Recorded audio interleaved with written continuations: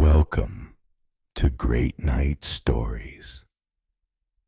Tonight, we'll take you back to one of the most detailed and debated UFO abduction cases in history.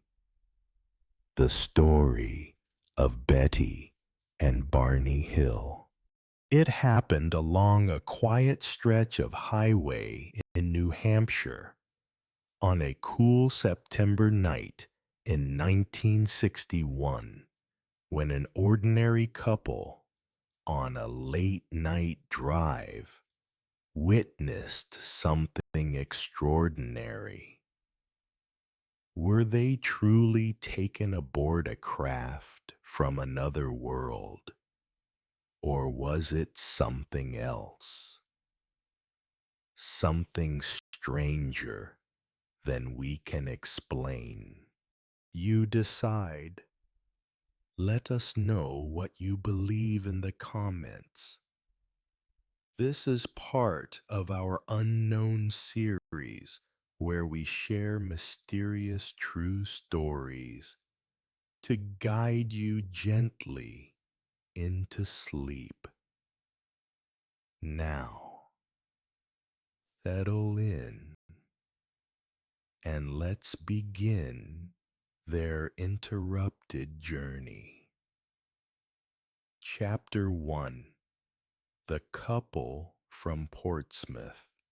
Before alien abduction became a cultural shorthand, before missing time, strange lights, and beings not of this world filled television scripts and paperback covers, there was Betty and Barney Hill. They weren't looking for attention. They weren't chasing headlines. They were just two ordinary people from Port South, New Hampshire, living quiet lives in a changing America. And yet, in the fall of 1961, their names would become forever linked to one of the most enduring and debated cases in modern UFO history. The story begins not with flashing lights or mysterious figures, but with two people, Betty and Barney Hill, on a late summer trip through the rolling green edges of New England. They lived quiet lives in Port South, New Hampshire, in a modest home shaded by maple trees. Betty, born Eunice Elizabeth Barrett, was a smart college-educated social worker with a sturdy New England resolve and a sharp eye for detail. She had worked tirelessly for the welfare of others, and those who knew her called her independent, thoughtful, and forward-thinking. Her work placed her at the center of the human experience, from foster care to family counseling. It demanded compassion, but also discipline. She carried both with her at all times. Barney Hill, her husband, was thoughtful in a different way. Pragmatic, strong, but equally compassionate. A veteran of World War II and a Postal Service employee, Barney was known for his integrity, his quiet leadership, and his deep involvement in civil rights. He had marched for justice, pushed for equality, and made his voice heard in local meetings. Despite the racial tensions that surrounded him in 1960s America, particularly as a black man married to a white woman, he carried himself with dignity. Their interracial marriage at that time was still a rarity, especially in conservative New England. But to Betty and Barney, their connection transcended boundaries. It was built on shared values, mutual respect, and the desire to build a quiet life together. Despite the social pressures of the era, they loved to drive. Long weekends and road trips gave them time to connect away from the tension of daily headlines and the grind of postal routes and home visits. They'd taken other trips before, along the coast, into the mountains, even into Canada.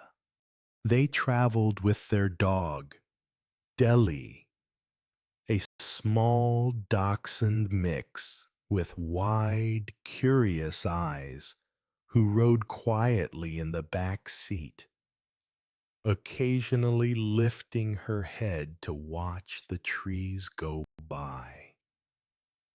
It was the three of them, always, a close family in motion.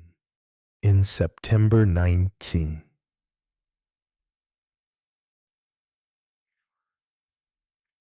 Hills decided to take a last-minute vacation to Niagara Falls in Montreal. It was spontaneous, just the kind of trip they liked.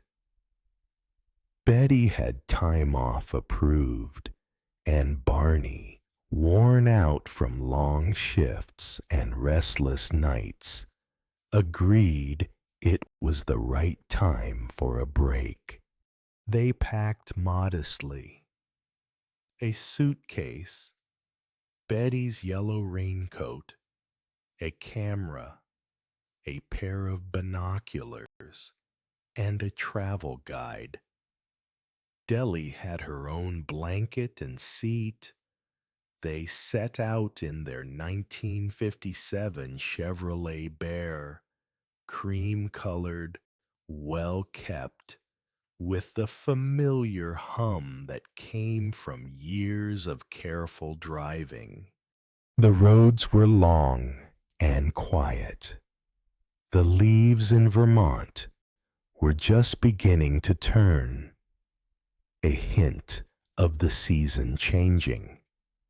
They visited the falls, took photos along the railing, and walked the old streets of Montreal.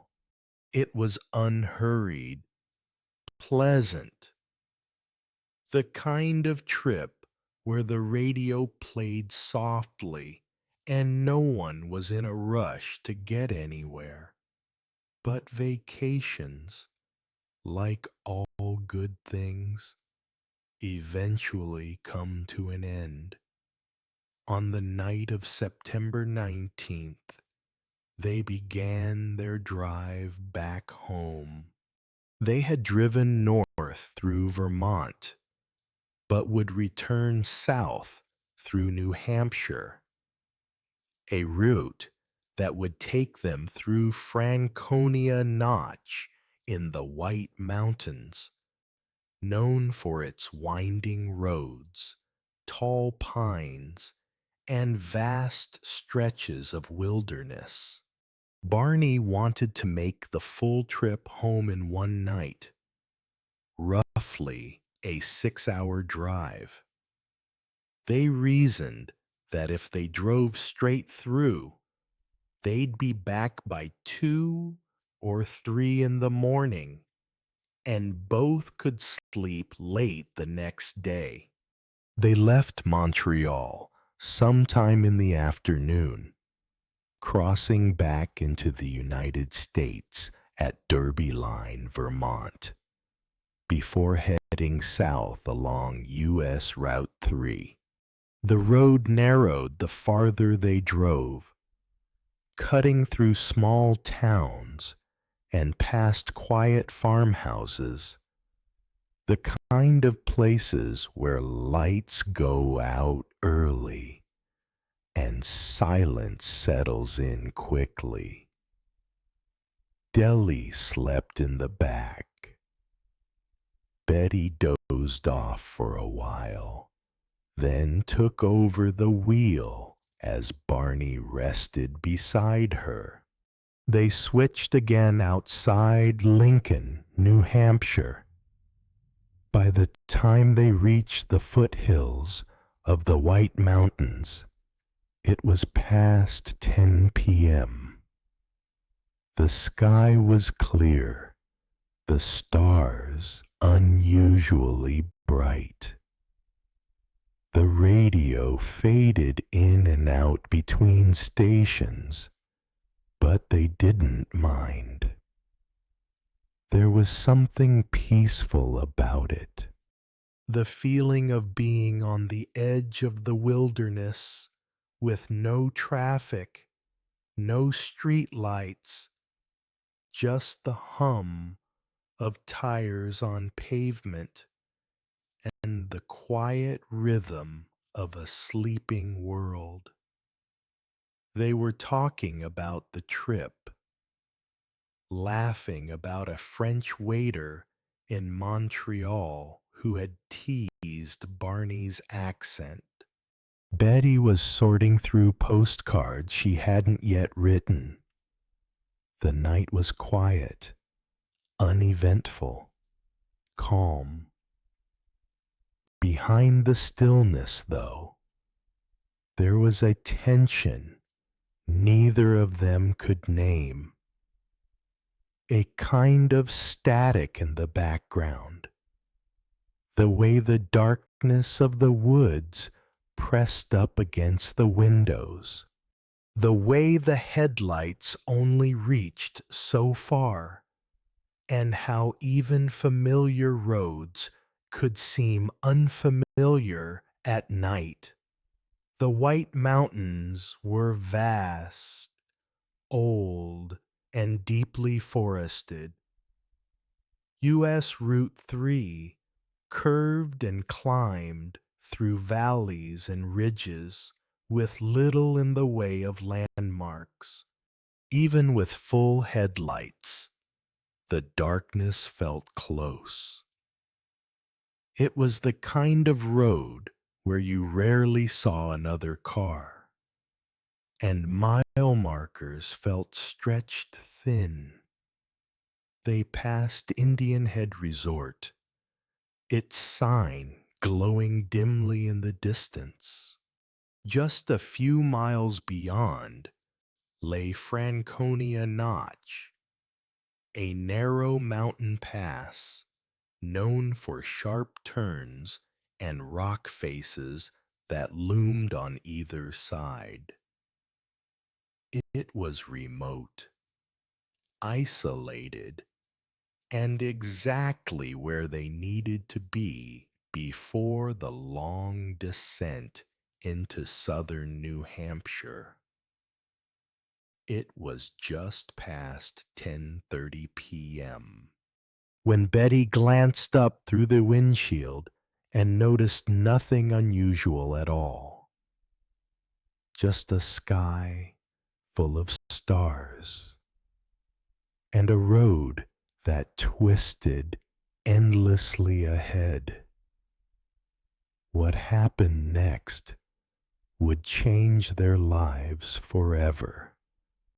But for now, it was still just a peaceful drive.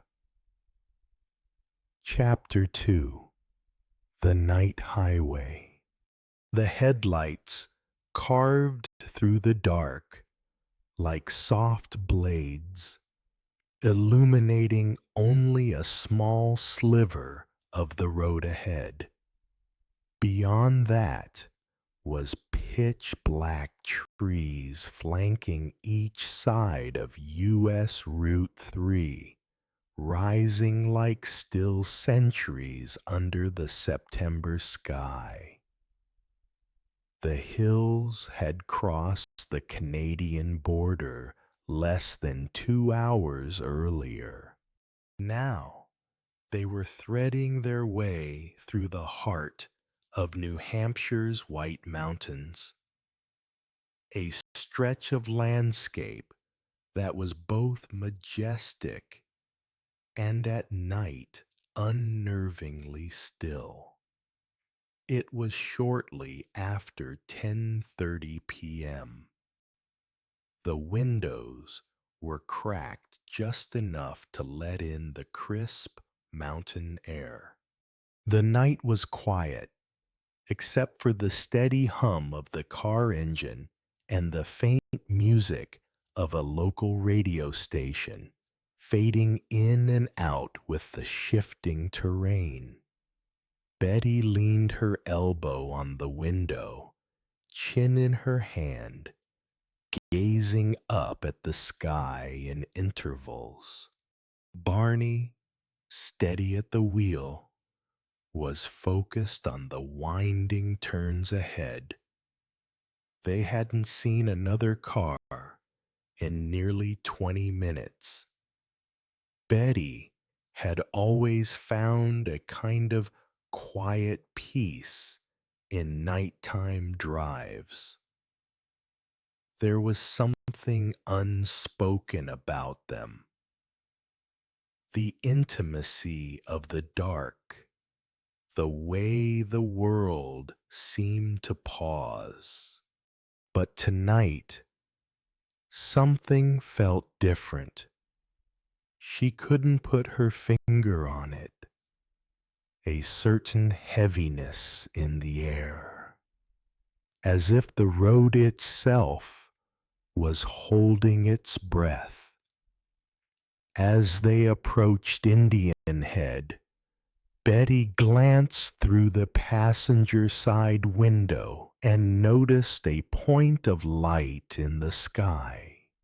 It was brighter than a star and appeared to be moving slightly, although at first she assumed it was just a plane. She mentioned it casually to Barney. "There's something out there," she said, pointing. He took a quick glance. "Probably a commercial flight out of Montreal," he replied, not slowing down. "They pass over here all the time." Betty didn't press the matter, but as the minutes passed, the light didn't fade into the distance the way an airplane would. Instead, it seemed to shift, change direction even, as if adjusting its path. She kept watching. It was moving, but too slowly, and without the red and green navigation lights she'd expect on a conventional aircraft.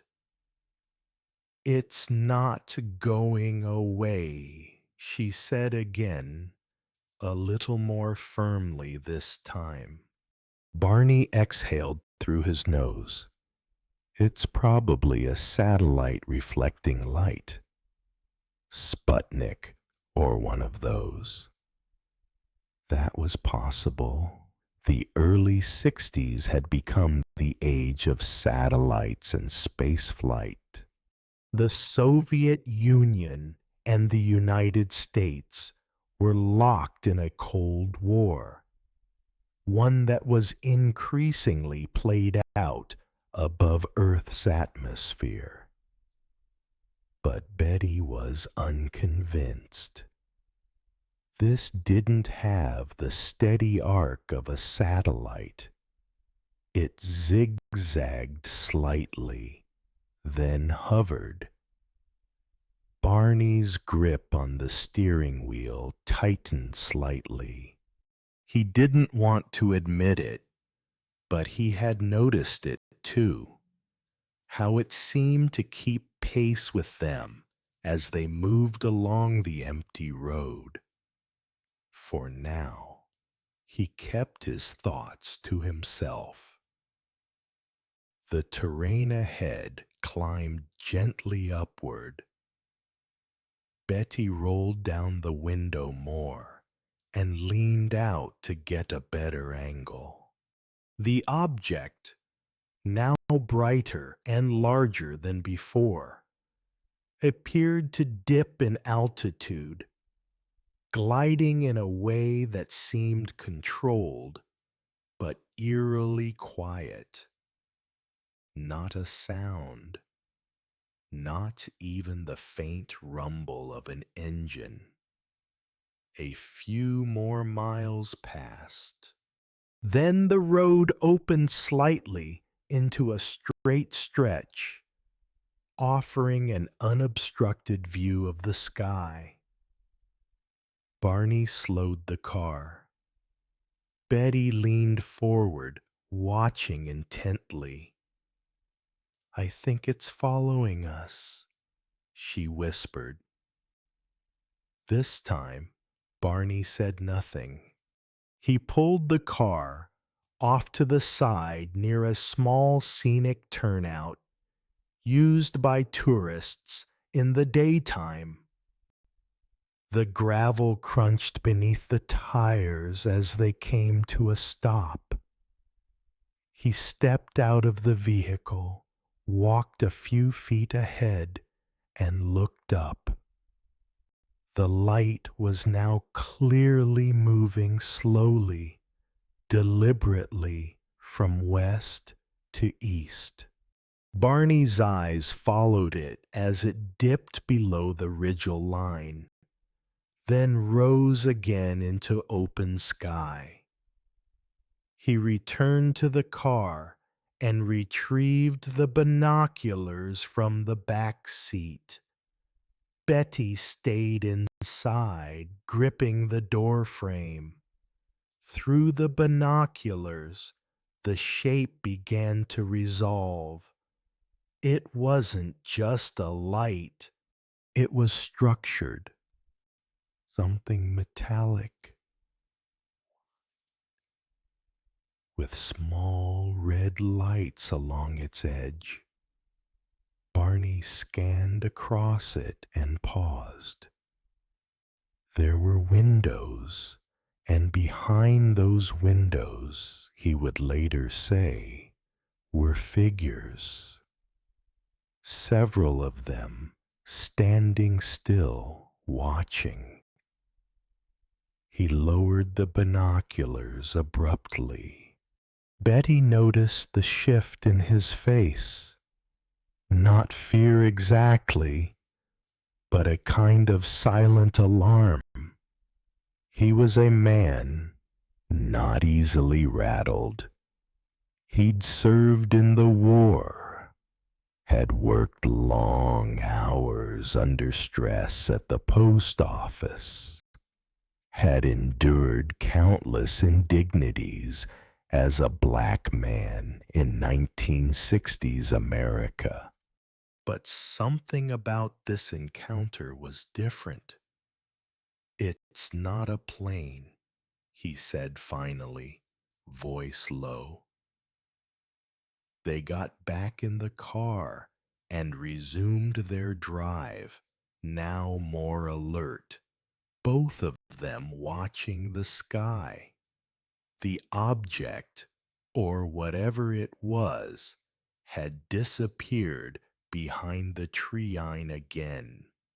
But the road was winding and narrow, and each curve brought new glimpses of the sky between the hills. And with nearly every gap, it reappeared like it was pacing them, always at a distance, yet never out of sight for long. Deli stirred nervously in the back seat, as if sensing the tension inside the car. As they neared Twin Mountain, the light swept sharply to the left, cutting across the road in a low arc before disappearing over the trees. Betty and Barney both gasped, though neither said anything at first. The silence between them grew heavy. "Should we stop again?" Betty asked softly. Barney nodded once. "Not here. Let's find somewhere open." They kept moving, searching for a clearing or a wider shoulder. The forest seemed to close in on either side. The road was still deserted. No other headlights, ahead or behind. It was nearly midnight. Soon they would find that clearing. Soon Barney would stop again, and what he would see in that next moment would redefine their lives.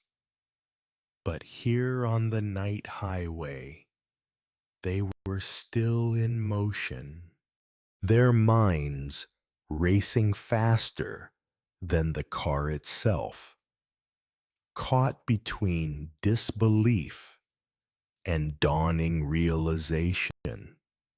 Something was out there, and it was no longer just a distant light. Chapter 3: Close Encounter. The car coasted slowly to a stop as the trees opened into a small gravel turnout just beyond a curve in the highway. Barney turned off the headlights, but left the engine idling. The object in the sky had reappeared, now closer than before. Its motion was no longer subtle. It hovered deliberately, dipping slightly, as if observing them. A quiet between them settled that neither acknowledged. They were both watching. And the object, it seemed, was watching back. Barney stepped out of the car, this time with the binoculars already in hand. The air was still and cool. He moved with measured steps, cautious but not rushed. Betty remained in the car, door open, eyes fixed on the sky. Deli, their dog, sat upright in the back seat, head tilted slightly as if sensing the change. In front of them, the road bent away and disappeared into the woods. But above the treeline, just over a nearby ridge, something hovered. Barney walked forward a few dozen feet, stopping near the edge of the clearing. He raised the binoculars and steadied himself. The object was silent, broad, and metallic. It hovered roughly 100 feet above the ground, close enough to make out shape and structure. It wasn't a light anymore. It was a craft.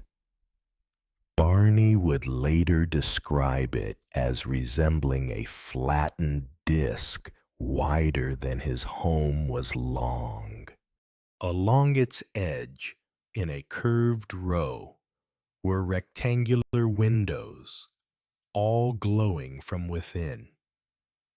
Behind those windows were shapes.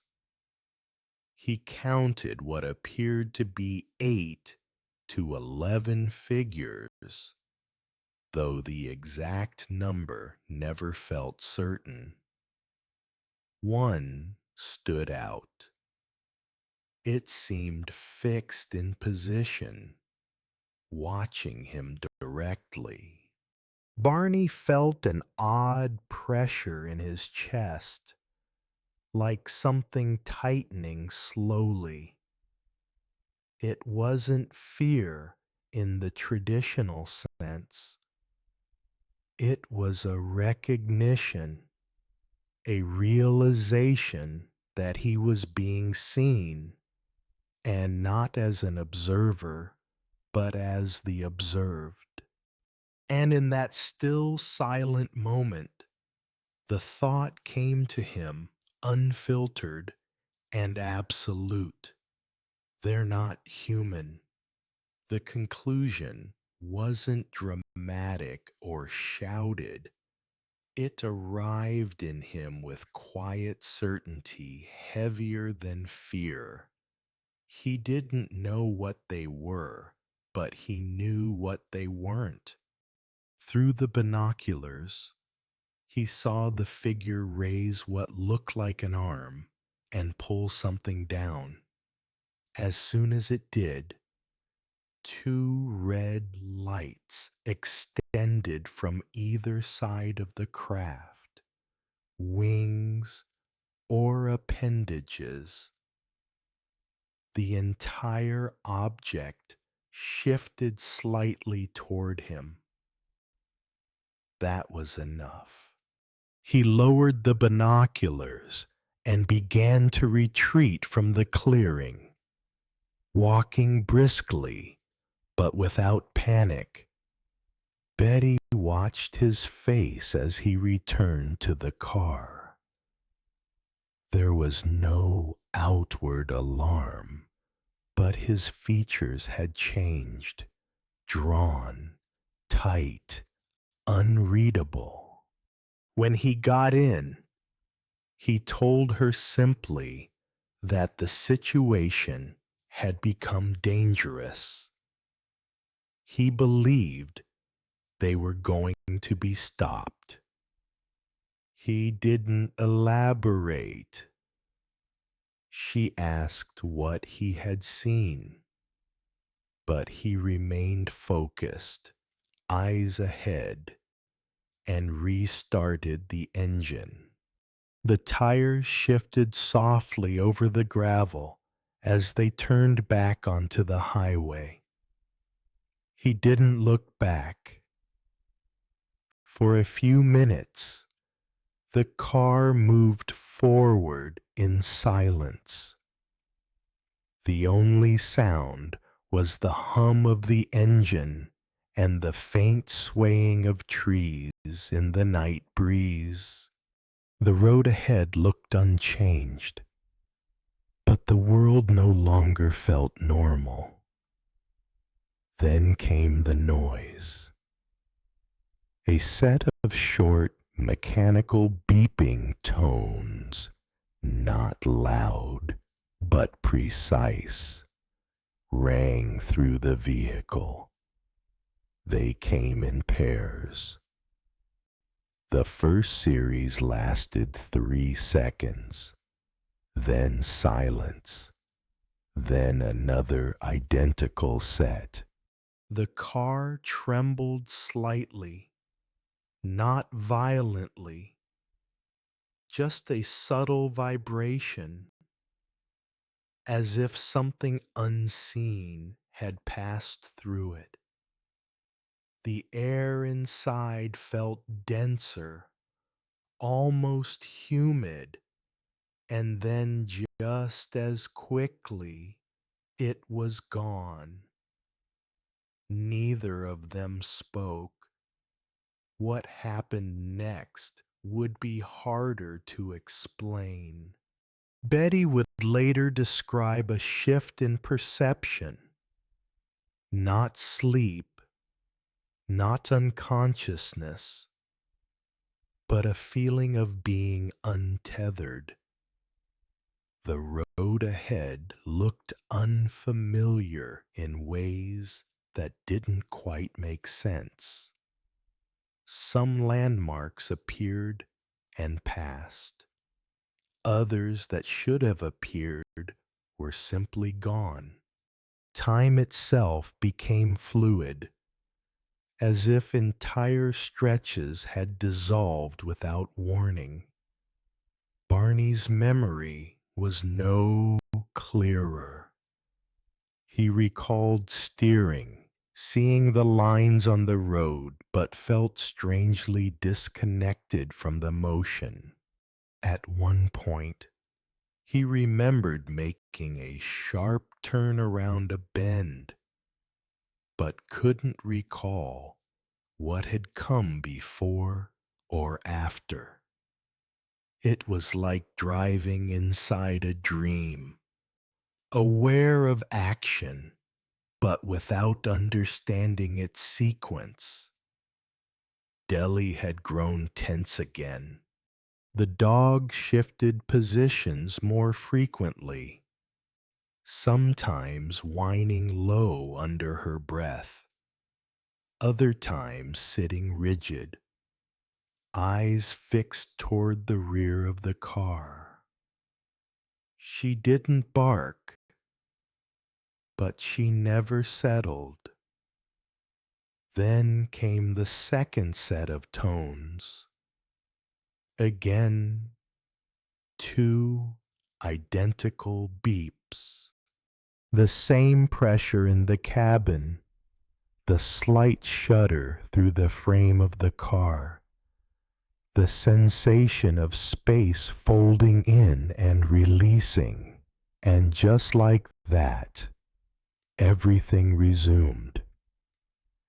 The dashboard lights regained their clarity. The road felt ordinary again. The darkness of the trees returned to normal rhythm. Betty looked at the clock. It was after 1 o'clock a.m. The silence that had wrapped around them for so long began to lift. Betty noticed a physical strangeness, as if the world had resumed without her fully stepping back into it. She spoke softly, almost to herself, unsure if it was a thought or a statement.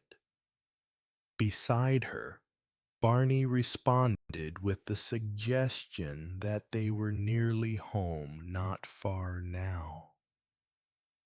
Betty glanced behind them once more. The road was still empty.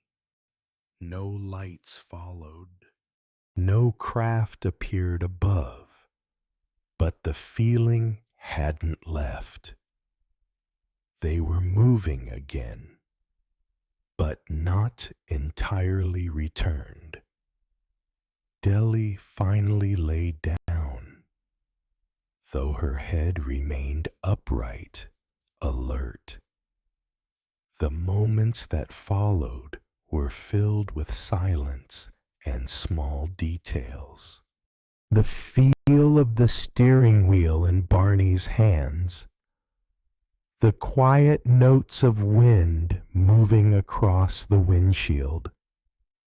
Betty reached for her notepad and scribbled a few words, impressions more than sentences, buzzing, turned, sky, pressure. The writing was uneven. Her hand shook slightly. She thought again of the object, of the way it had tilted toward them. not by accident, but as a deliberate act of the shapes in the windows. Of the moment, Barney felt something deeper than fear. She thought of what he hadn't said out loud. They're not human. The familiar road markers began to reappear.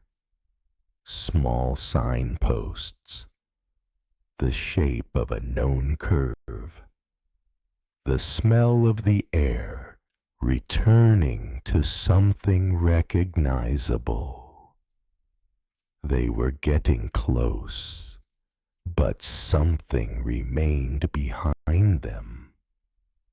Not on the road and not in the sky, but inside the gap where their memory used to be. Chapter 4. The Lost Hours. The Hills arrived home just after dawn. The sky was pale, washed in the colorless haze of early morning, and the street outside their modest Port South house was still and quiet.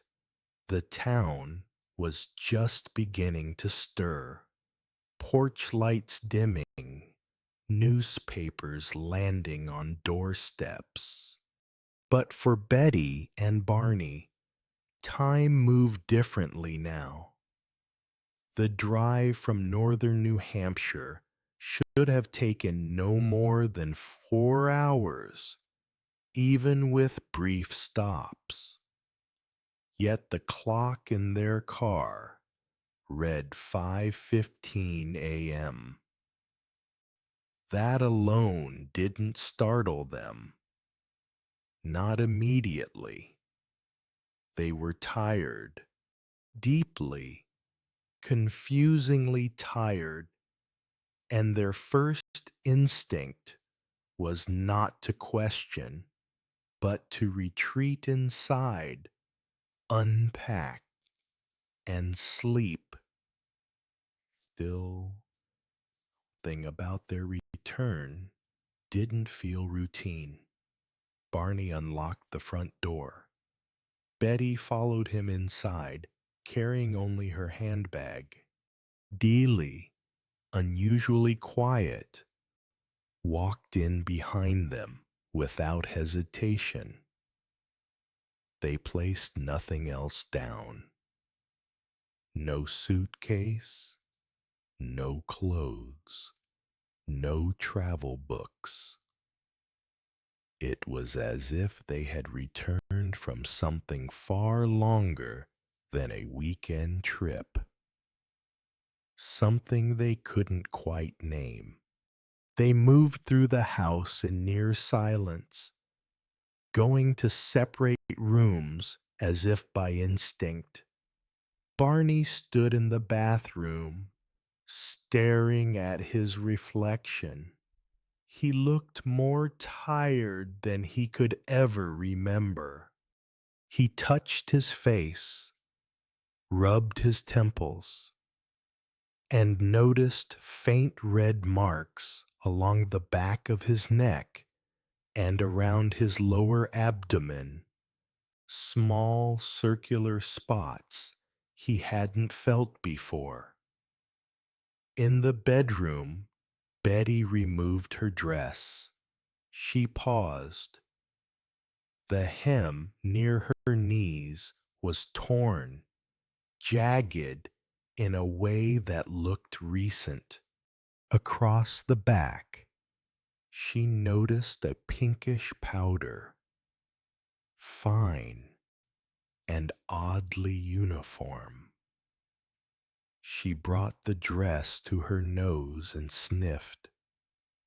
No strong odor. Still, something about it made her uneasy. She set the dress aside and made a choice she couldn't explain. She would not wash it.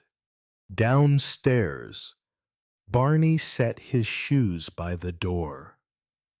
The leather was scuffed and scraped. He had only worn them for the trip, mostly in the car, and yet they looked like they'd been dragged through gravel.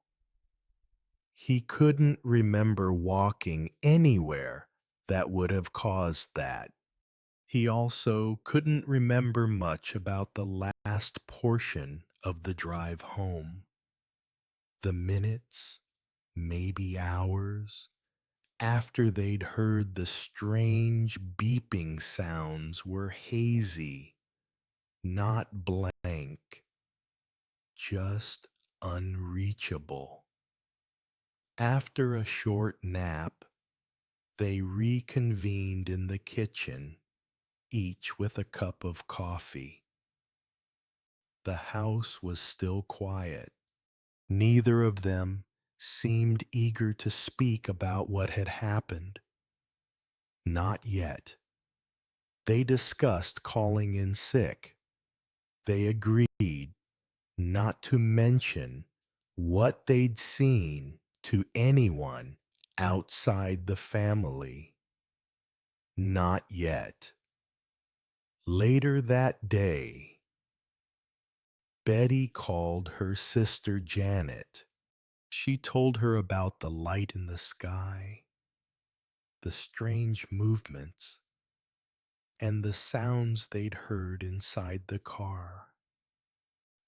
Janet listened carefully, then said something that stuck. "You should call the Air Force." Betty hesitated. It felt like too much. But she wrote down the number for Pease Air Force Base and called that evening. She didn't tell them about beings or missing time. She reported a sighting, an unidentified aerial object near Indian Head. She described its movement, size, and position in the sky. The officer on duty was polite, asked basic questions, and said someone would follow up. He did. 2 days later, Betty received a call from Major Paul Henderson. He asked her to describe everything again in more detail. He sounded professional, but curious. She complied, repeating everything she and Barney could recall. The report that followed would be forwarded to Project Blue Book, the U.S. Air Force's investigation program for unidentified aerial phenomena. It was noted as unexplained. No aircraft in the area. No weather balloon activity. No radar anomalies reported. Still, the real story, the part they hadn't told yet, remained between them. It was the time. They couldn't account for nearly 2 full hours between the last sighting and their arrival home. Betty tried to reconstruct it. She drew a map. She listed times, estimated distances, but no matter how she arranged it, they were missing something.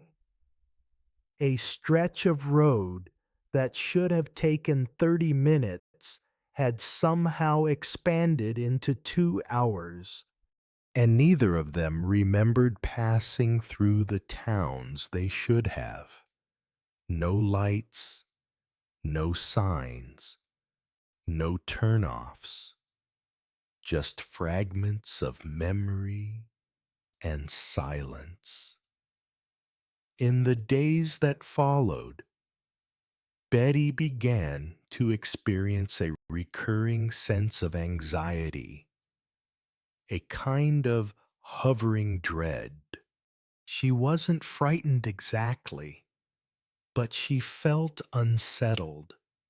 When she tried to sleep, her thoughts drifted not to what had happened, but to what hadn't.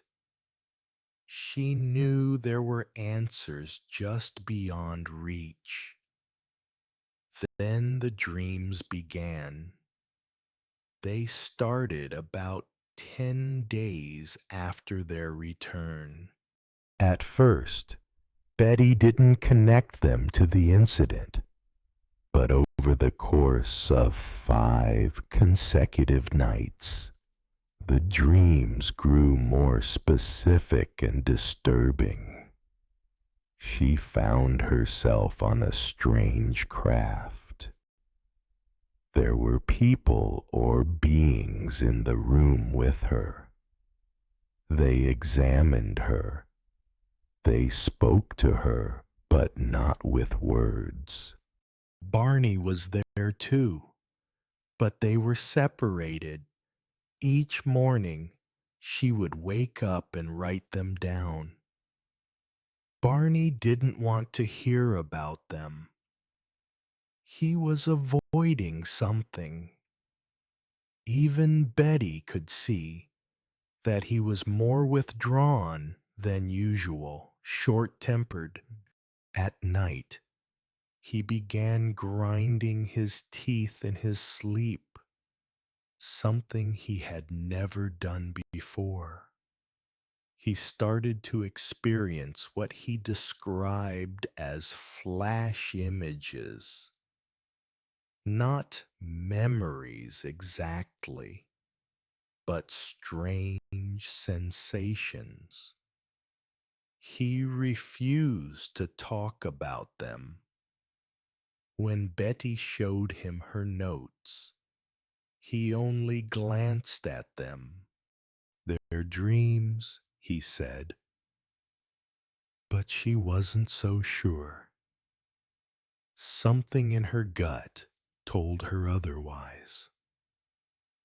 A few weeks later, Betty checked out a book on UFOs from the local library. It was written by retired Marine Corps Major Donald Coe, director of NICAP, the National Investigations Committee on Aerial Phenomena. She wrote a letter to the organization detailing their experience. She included the timeline, the craft's movements, and her dreams.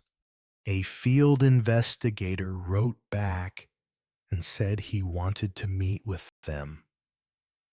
The Hills agreed. That meeting would be the first of many, the beginning of their move from quiet confusion into something more structured, more studied. But before investigators, before interviews and transcripts and hypnosis, there was this, the long silence after the drive, the lingering question of what they had lost and what perhaps had been taken. They had arrived home intact, no injuries, no bruises, but they were not quite the same. Chapter 5. Betty's Dreams. The first dream came 3 nights after they returned home. Betty had been struggling with sleep. Not nightmares at first, just restlessness. She found herself lying awake in the early hours. her mind circling the same confusion, the missing time, the silence in the car, the two sets of tones that seemed to bookend something neither she nor Barney could remember. The moments they should have recalled, stretches of road, landmarks, conversation were absent. Chapter 5. Betty's Dreams. The first dream came 3 nights after they returned home. Betty had been struggling with sleep. Not nightmares at first, just restlessness. And where memory should have been, something else had taken root. Attention, quiet and steady, like a low hum in the background of waking life. On the third night, she finally drifted into deep sleep. The dream began without warning. Betty found herself walking through a dark forested area with Barney beside her. They were being led by a group of small figures, 3 or 4 of them, silent, purposeful, and moving just ahead. The trail was narrow and unfamiliar, and the sky above was deeply black, lit only by a few stars. She could see the shapes clearly despite the darkness. They were not children. Their heads were too large, their movements too smooth. They wore what looked like tight-fitting uniforms, gray or beige in tone. In the dream, she and Barney were not speaking, but they were aware of one another. The figures led them up a small ramp and into a craft that had somehow appeared in the trees, metallic, round, and faintly glowing along the seams.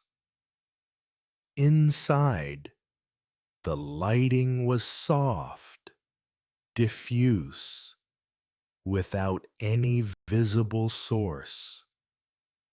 The air felt sterile but breathable. Betty was separated from Barney almost immediately. She was guided to a room by 2 of the beings. One was taller and seemed to be in charge, not because it gave commands, but because the others deferred to it silently. The taller one made her feel calm, even comforted. It communicated not with words, but with thoughts, complete impressions that arrived in her mind fully formed. She didn't feel afraid, only deeply curious. In this room, they performed what resembled a medical examination. She was asked or felt compelled to sit on a table. They touched her skin, examined her limbs, and pressed a strange device against her abdomen. One of the beings inserted a long needle into her navel. The sensation was painful but fleeting. When she flinched, the tall being raised a hand toward her head. Immediately, the pain disappeared. She interpreted this as a gesture of reassurance, not cruelty, something more clinical, cold, but not malicious. Betty asked where they were from. In response, the taller figure turned slowly toward a flat, dark panel along the curved wall. With one smooth motion of its hand, the panel illuminated, revealing what looked like a field of glowing points suspended in space. At first, Betty thought it might be a decorative design, but as she studied it, the pattern began to make sense. Some points were larger, more pronounced, while others formed branching lines like a web connecting stars. The map was three-dimensional, though it appeared on a flat surface. Certain lines connected stars in ways that suggested travel routes or corridors, not random, but charted. There was a central cluster where several of the lines converged. Betty instinctively felt this might be their home or origin, though no labels or names appeared. She leaned forward, trying to memorize the configuration. She asked again quietly, where on the map were they now? The being didn't point, didn't answer aloud. Instead, a thought came into her mind, clear and final. If you don't know where you are, it won't help you to know where we are. It wasn't evasive. It was matter of fact. The implication wasn't that she couldn't understand. It was that Earth's place in the cosmos, from their perspective, wasn't something she could identify without first knowing her own coordinates in space. She did not fully understand what that meant, but she remembered it vividly. She woke with a start. It was still dark. The dream had felt complete, not fragmentary or jumbled like ordinary dreams. It had a beginning, a sequence, and an ending. She lay still for a long time, replaying it in her head. Then she sat up, turned on the light, and began to write. Over the next 4 nights, the dreams continued, each one unfolding like another chapter of the same event. Details remained consistent.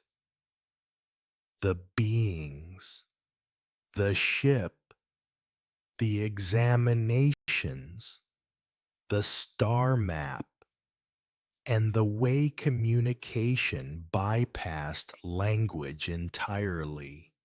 In one, she saw Barney lying on a separate table, eyes closed, being examined by a different group.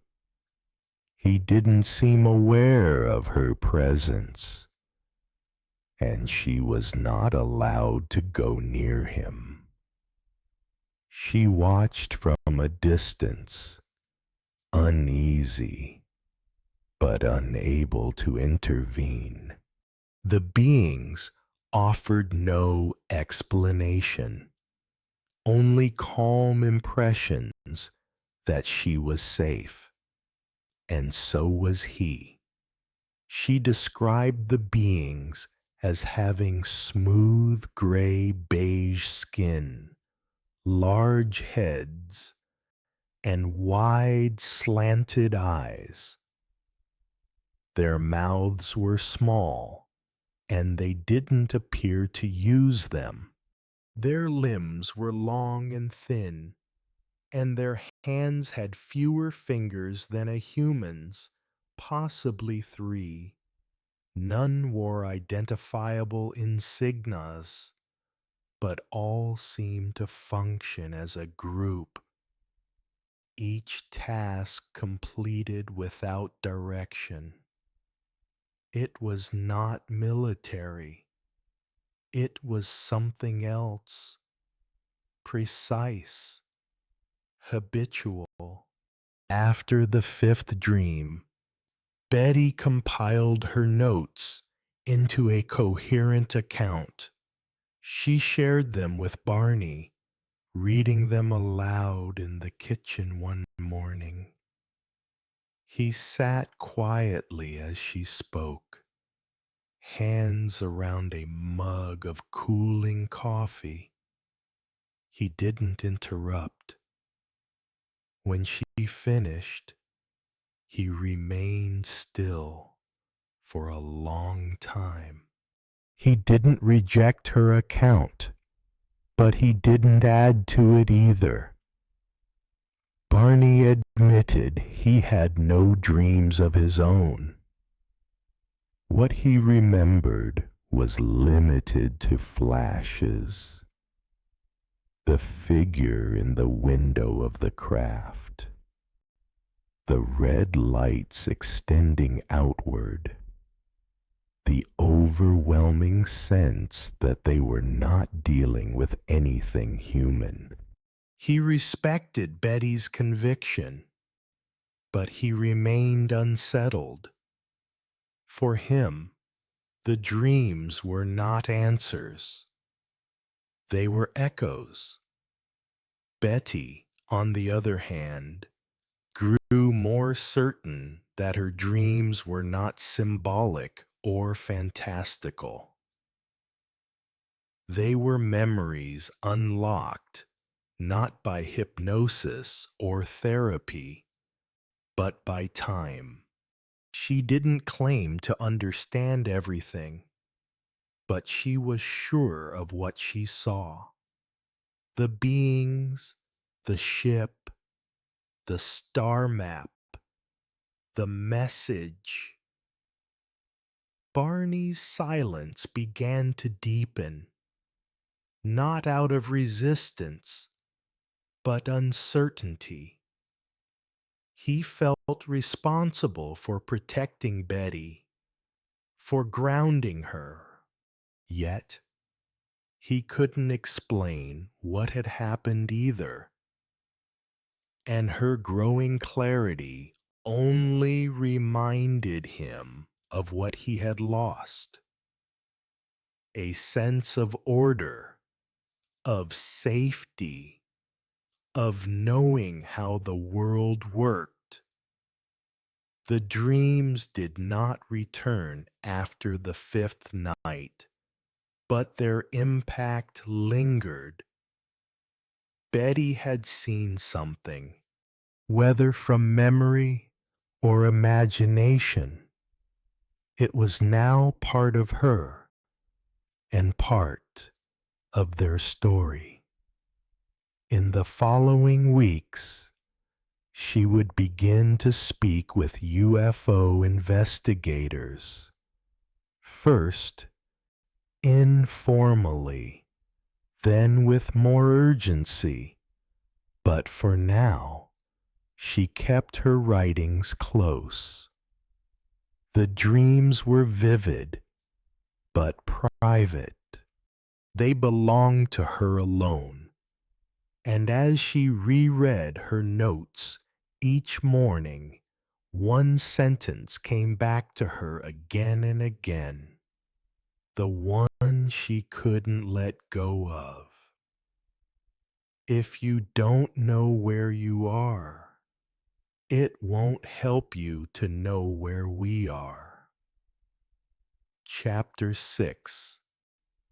The Physical Evidence. The morning after their return, Betty stood at the edge of the bed, holding her blue dress in her hands. It was torn near the hem, and there were thin, triangular cuts along the zipper. The fabric had a strange texture now, stiffer in some places, as though something had interacted with it. She ran her fingers along the seams. The tears didn't make sense. Barney, meanwhile, was in the bathroom examining his shoes. The tops were scuffed, the soles worn unevenly. He didn't remember walking over anything that could have done it. And more importantly, he couldn't recall doing much walking at all. There were simply pieces of the night that didn't exist in his memory. They had both slept poorly. Their return drive had ended in silence, the road stretching endlessly beneath them until Port South's familiar street lamps flickered into view. It had been close to dawn, and yet neither of them felt rested. That same morning, they noticed another anomaly. Their watches, both of them, had stopped, not just inaccurate, but frozen. Betty's had stopped at 3:07 a.m. Barney's showed the same. They tried winding them, tapping the faces. Nothing. They would never function again. In the coming days, the couple began documenting these details carefully.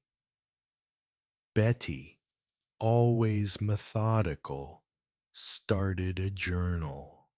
She recorded the time they left Colebrook, the moment she first saw the light in the sky, and every strange sensation they had experienced since. She included sketches, notes, even impressions from her dreams. Barney was less eager, but he cooperated. He admitted to feelings of anxiety, restlessness, and a tightness in his chest that hadn't subsided.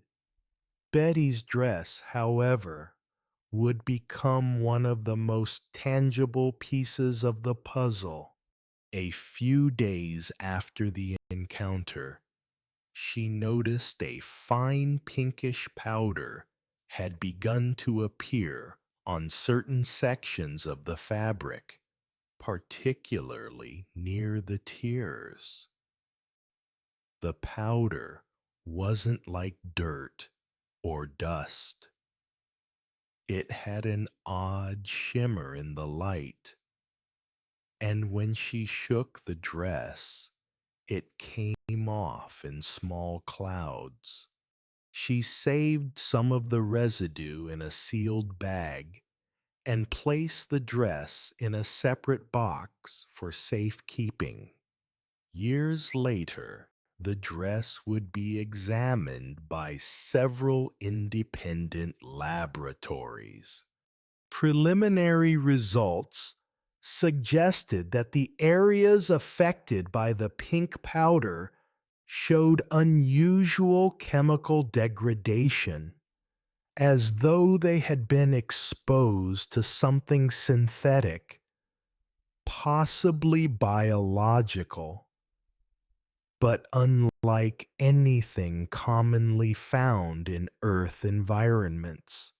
Some tests found traces of proteins and acids in strange concentrations, though the results were never formally published. Then there was the car.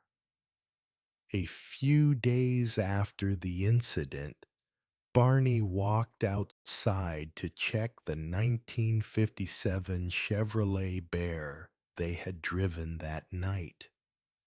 It looked fine at first.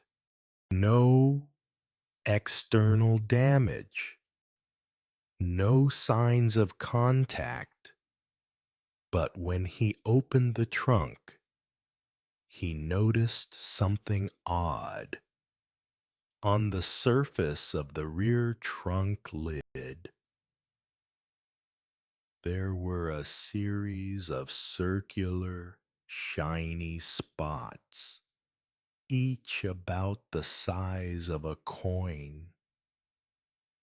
They hadn't been there before. They were perfectly round, slightly raised, and arranged in a loose pattern that followed no obvious logic. Barney tried rubbing one with his finger. It didn't smudge.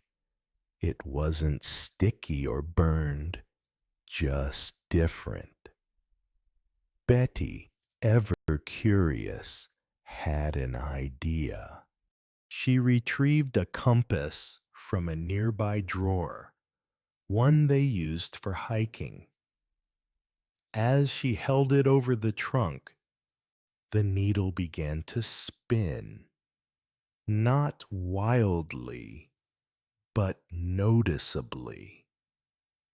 The closer the compass got to one of the shiny spots, the more erratic it became. They tried again with a different compass. The same result. When the compass was moved away from the trunk, it stabilized immediately. The spots, whatever they were, appeared to interfere with magnetic fields. This was the first moment they considered outside help. Betty wrote to the National Investigations Committee on Aerial Phenomena, NICAP, a civilian UFO research group known for its detailed investigations and its connections to former military and intelligence officers. She described the events of the night, the missing time, and the physical evidence they had gathered.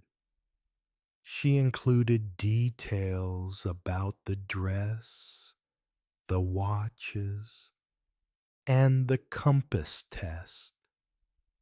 NICAP responded quickly and sent investigators to speak with the Hills. What they heard disturbed them. The field investigator assigned to the case, Walter Webb, interviewed the couple separately and then together. His report concluded that both individuals were sincere, articulate, and clearly troubled by the events. He noted that neither Betty nor Barney had anything to gain by fabricating their story. In fact, they seemed hesitant to publicize it at all. Webb also documented the magnetic anomalies on the car, took photos of the dress, and recorded their testimony in detail. Though NICAP could not provide immediate explanations, they considered the case significant and worthy of further examination. Meanwhile, Barney's health began to shift. He started experiencing vivid dreams, not like Betty's, but fragmented images of being watched, surrounded, or moved. He developed circular patches on his skin, small wart-like growths near his groin, which doctors could not clearly identify. He grew more anxious and withdrawn. Betty noticed him clenching his jaw at night. He had begun grinding his teeth in his sleep. He also began to fear falling asleep in the dark. At first, he dismissed it as stress, but the feeling persisted. The more they talked about the event, the more they realized how much they didn't know. Their memories of the craft itself were strong. Barney sighting through the binoculars, the red lights extending like wings. But what came after was a fog, a block. And yet the physical traces remained. The broken watches, the torn dress, the compass spinning above the trunk. As more days passed, Betty began to feel a growing urge to understand the dreams, the evidence. It couldn't all be imagination. She began reading more about other UFO reports, reaching out to researchers, and comparing what had happened to them with other sightings across the country. What she found disturbed her even more. Other people had reported strange lights in the sky. Other people had felt missing time, but no one seemed to have the same volume of physical traces. The wear on the shoes, the dust on the dress, the malfunctioning timepieces. It wasn't just the experience. It was the aftermath. Eventually, the weight of the mystery would lead them to seek professional help. But that moment was still ahead. For now, they lived in a house where the ordinary had been quietly replaced by the unexplained. Their home was still the same. Their dog still barked at the mailman. The phone still rang in the early evenings, but inside drawers, sealed in bags, and hidden in bedside notebooks were fragments of something else, something they had touched, seen, or carried back with them. They didn't know what it meant, but they knew it had happened. Chapter 7, Regression. By 1964, the uncertainty had settled into their daily lives like a quiet residue. Betty and Barney Hill still spoke of the night in fragments. They could recall the lights, the beeping tones, the strange feeling of fog between thoughts. But what actually happened during the missing time was still locked away. Betty's dreams offered vivid, unsettling detail, but Barney had remained guarded. He had no dreams, only feelings, and a silence inside him that wouldn't lift.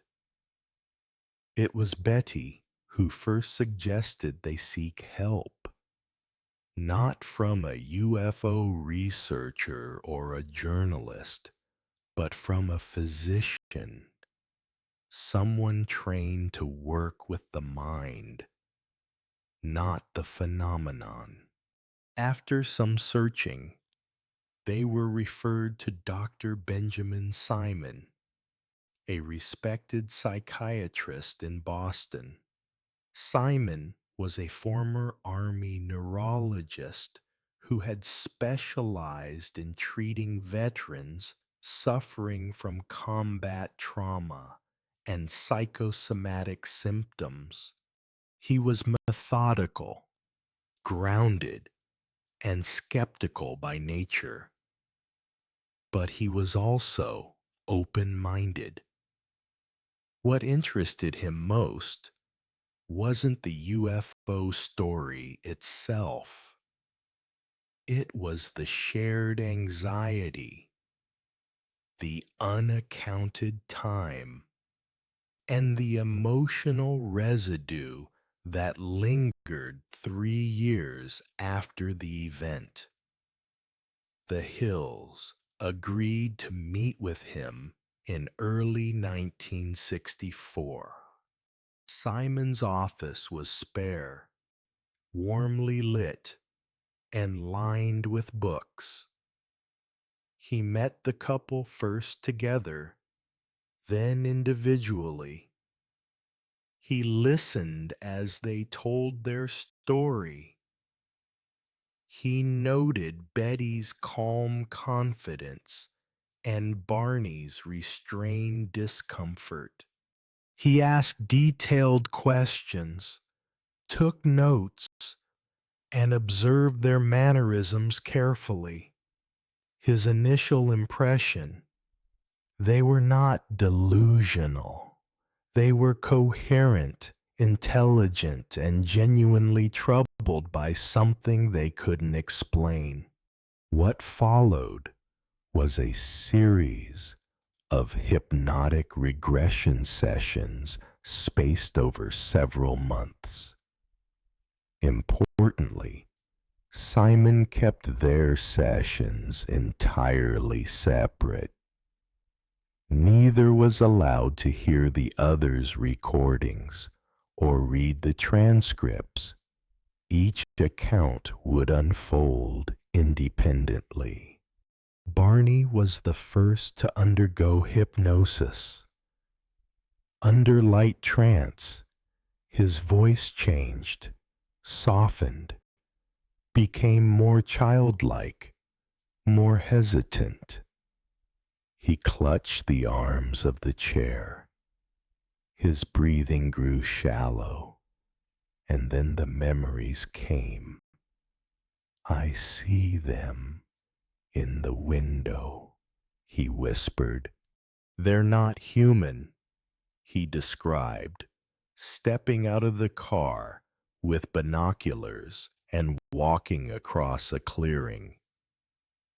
He remembered seeing a structured craft hovering low with a curved row of windows along its side. Inside, he saw figures 8 to 11, though the number kept shifting in his mind. One seemed to watch him directly.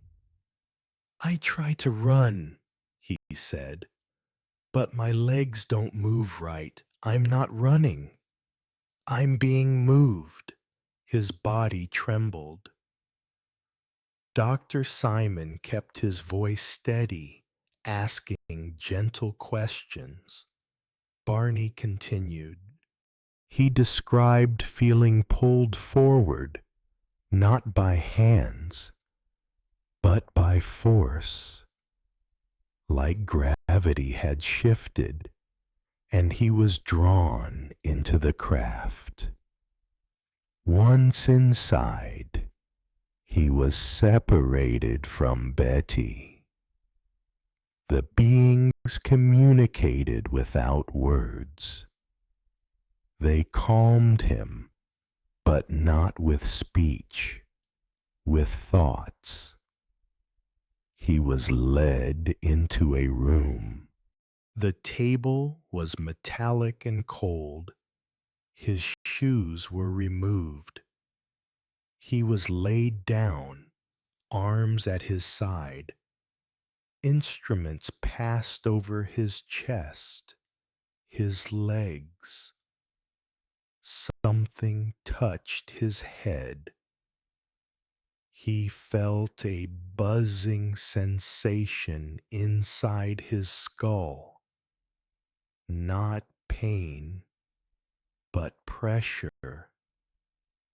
He didn't understand it, but it filled him with dread.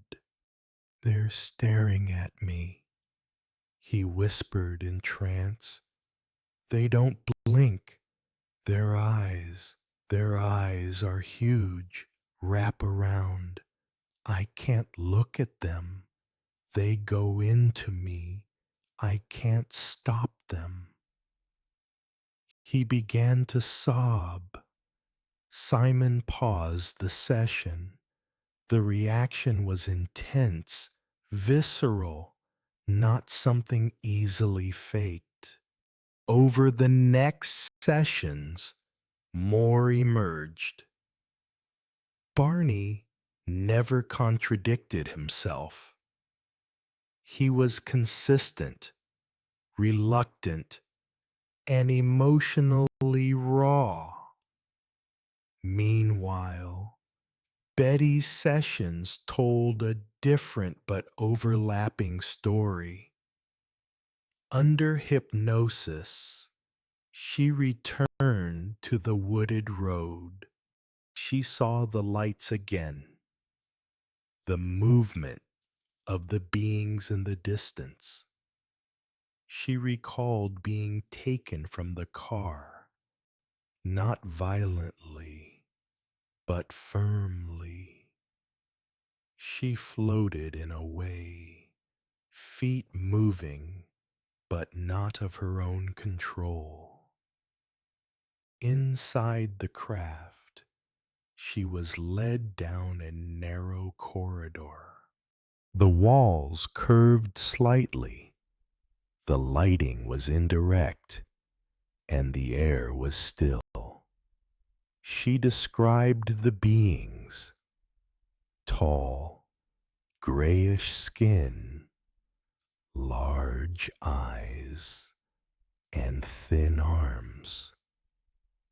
They did not seem threatening. One in particular appeared kind. They examined her with strange instruments. A curved device moved across her abdomen, a needle inserted in her navel. She cried out in pain. The leader placed a hand near her forehead, and the pain vanished instantly. They said they were just checking.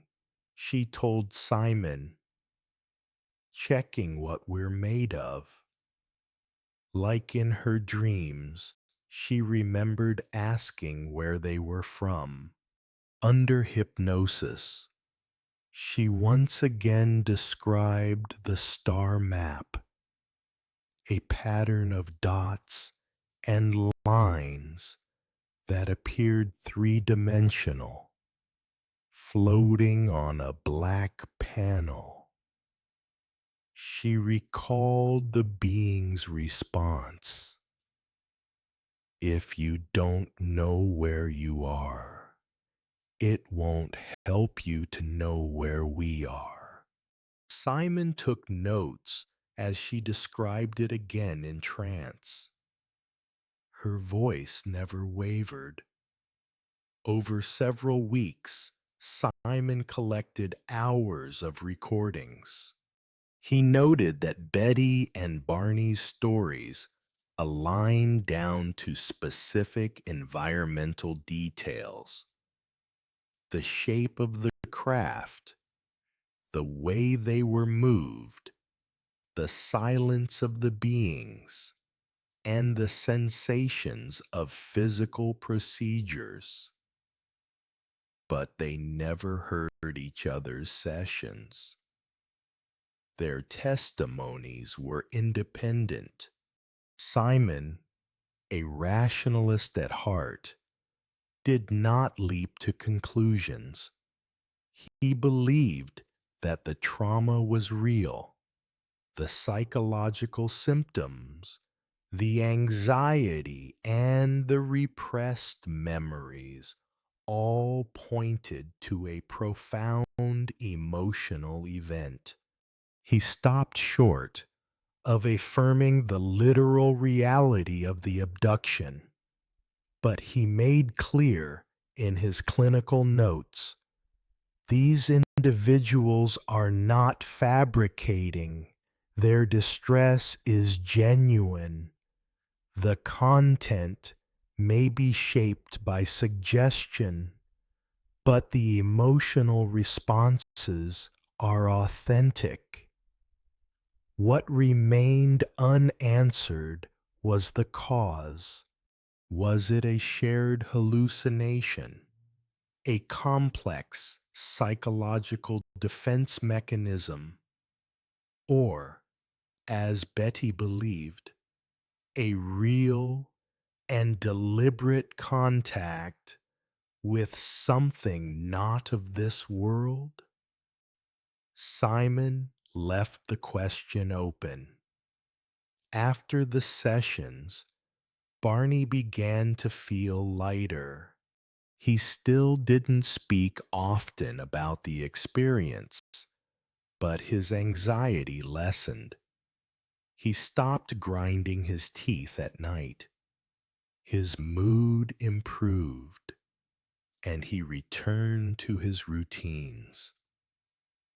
Betty, on the other hand, leaned further into her convictions.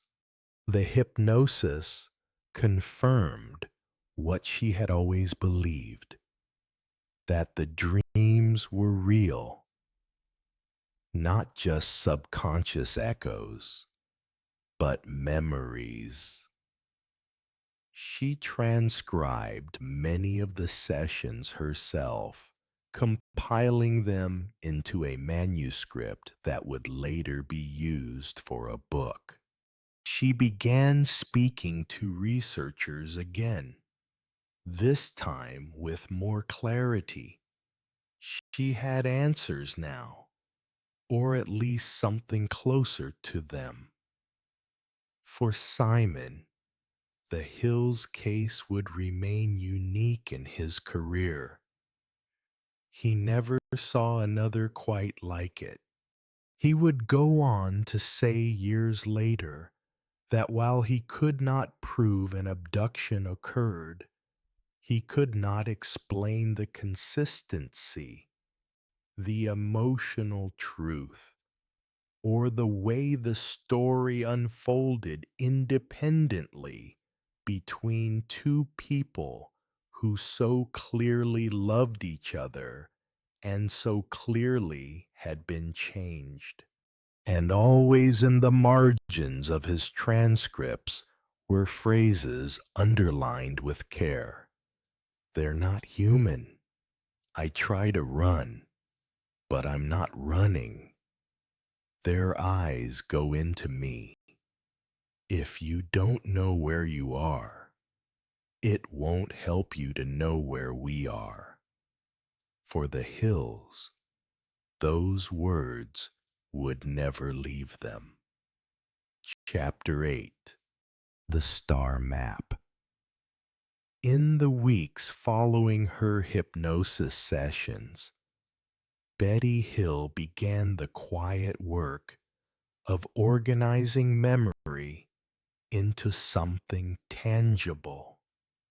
She had already recorded the dreams, described the procedures, and recalled the emotional weight of her experience.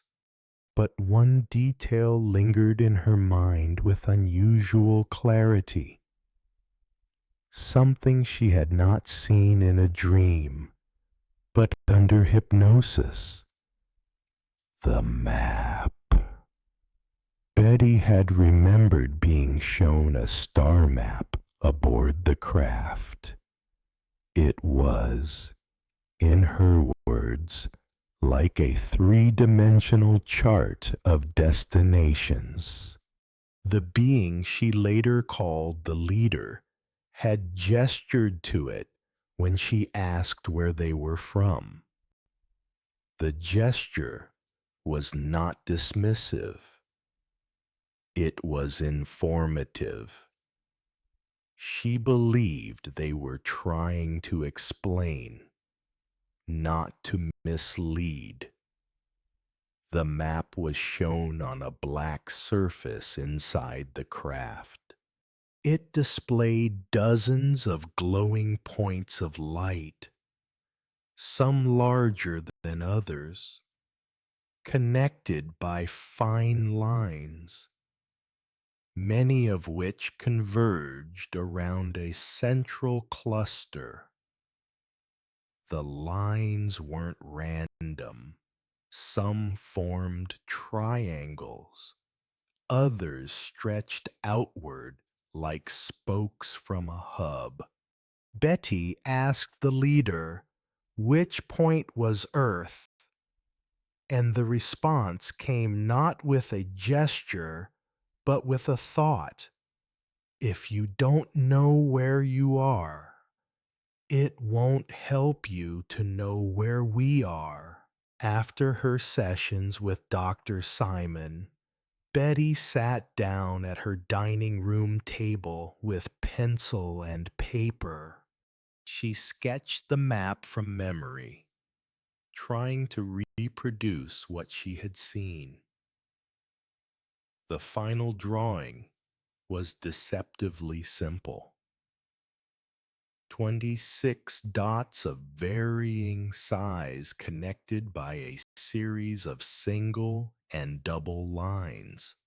It resembled a minimalist constellation diagram, but it had structure. And to Betty, that structure felt meaningful. She had no background in astronomy. She did not know the names of distant stars or the layout of the galaxy, but she kept the sketch carefully filed among her papers, unsure if it would ever mean anything to anyone else. Years passed. Then, in 1968, her drawing came to the attention of Marjorie Fish, a school teacher and amateur astronomer from Ohio. Fish was a logical thinker, a methodical researcher, and a member of the Aerial Phenomena Research Organization, APARO. When she read about Betty's star map in a report published by NICAP, she was intrigued, not because she believed in aliens, but because she believed the claim could be tested. Fish began her own investigation using astronomical data and star catalogues available at the time. She assumed, based on Betty's description and the supposed location of the map aboard a ship, that it would represent the perspective of someone not on Earth. So she flipped the logic. Instead of asking where Earth was on the map, she asked, from what vantage point in the galaxy would this pattern make sense? It was a bold idea. Over the next several years, Fish built three-dimensional models of nearby stars using beads suspended on wires. Each bead represented a star within 55 light-years of Earth, placed to scale using precise astronomical coordinates. She examined each model from dozens of angles, looking for any configuration that matched Betty's drawing. Eventually, she found one. Viewed from the perspective of a specific binary star system, Zeta Reticle, a pair of sun-like stars located about 39 light-years from Earth in the constellation Reticulum. The configuration of stars in Betty's drawing closely matched the actual arrangement of nearby stars, including many known to support planets or fall within the habitable zone. Even the lines in Betty's map, which she had said represented trade routes or frequent paths, connected stars that were relatively close to one another in real space. Fish documented her findings carefully and submitted them to scientists and UFO investigators alike. Her work caught the attention of astronomer and computer scientist Terence Dickinson, who found the match compelling and later published an analysis of it in the early 1970s. He pointed out that some of the stars Betty had drawn were not commonly known to the public in the early 1960s.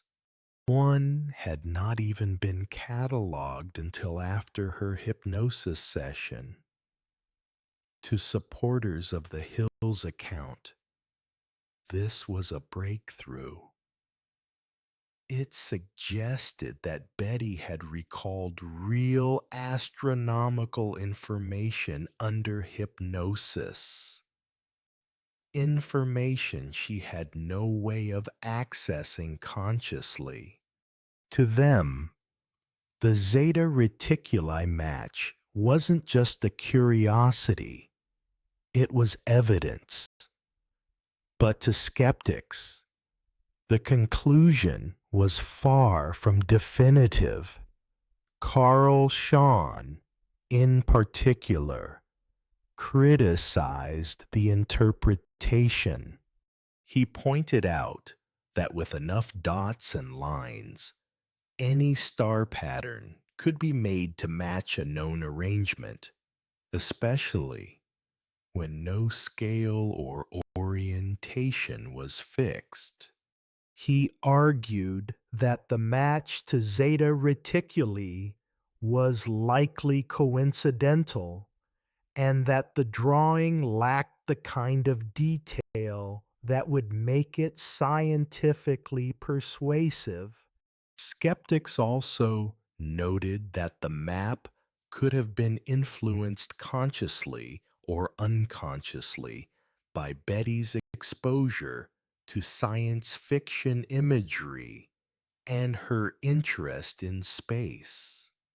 After all, She had been reading books on UFOs prior to her hypnosis sessions. Could the map have been a construct of her imagination, organized into something that only seemed familiar when viewed in hindsight? Marjorie Fish defended her work, reiterating that her models were built using neutral methods and that she had not forced a match. Her findings were eventually published in Astronomy magazine in 1974, a rare moment in which a mainstream scientific publication gave serious space to a UFO-related analysis. The article sparked wide discussion and remains one of the most referenced components of the Hill abduction case to this day. Over the years, new data about exoplanets and stellar distances have complicated the picture. Some of the stars that once seemed habitable no longer appear promising. Others, previously overlooked, are now of renewed interest. Still, the fact remains. Betty Hill's drawing continues to invite scrutiny from both believers and skeptics decades after it was first sketched at her kitchen table. For Betty, the star map was never a puzzle to solve. It was a detail, a piece of something larger. She never claimed to fully understand it, but she stood by its origin. Under hypnosis, she had seen it. The beings had shown it to her, not as proof, but as communication, a gesture toward comprehension, however limited. And even in her later years, when she was asked whether she believed the match to Zeta Reticuli was meaningful, she would smile gently and say, "I never tried to prove anything. I only told what I saw." In that quiet certainty, she remained unshaken. Chapter 9: The Public Storm. For nearly 4 years, the story of Betty and Barney Hill remained confined to private circles, a strange narrative shared only with investigators, close family, and medical professionals. But in October of 1965, that containment ruptured. The first leak came in the form of a short newspaper article published by the Boston Traveler, written by reporter John Luteal. The piece was titled, "UFO Chiller. Did They Seize a Couple?" The headline was bold, almost sensationalist, but it was enough to draw immediate attention. The article summarized the Hills' alleged abduction, quoting anonymous sources and referring to hypnosis sessions and physical evidence. Though their names were not printed in that first article, anyone with ties to New England UFO groups already knew who the couple was. And within weeks, the Hills found themselves at the center of a national media storm. At first, Barney was deeply uncomfortable with the exposure. He had always been more cautious, skeptical, even about the implications of their experience. For him, the regression had helped explain his inner turmoil, but it had not fully reconciled his doubts. Now, he was being asked to relive that trauma in front of television cameras, journalists, and strangers. He worried about ridicule. He feared how his co-workers at the post office might react, or how it could affect his standing in Port South's civic organizations. As a black man in the 1960s, already navigating the complexities of interracial marriage and civil rights activism, being publicly labeled the man who saw aliens was not a title he wanted. Betty, in contrast, leaned into the spotlight.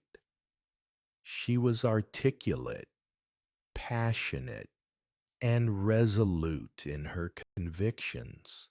She had always believed in the reality of their experience, and now, with hypnosis transcripts and star maps as support, she felt it was her responsibility to share the truth. The contrast between them became increasingly evident in public appearances. On talk shows and in interviews, Betty would speak freely, recounting her memories with clarity and emotion, while Barney often sat quiet, answering only when prompted. The press noticed. As their names became public, so did their story.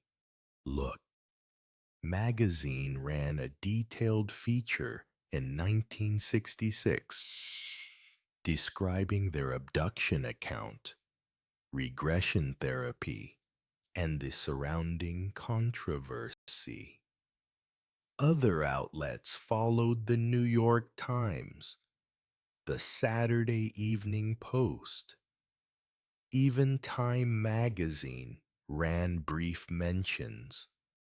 UFO investigators from NICAP and OPRO debated the case vigorously, some calling it the most credible abduction account ever recorded, but not all responses were supportive.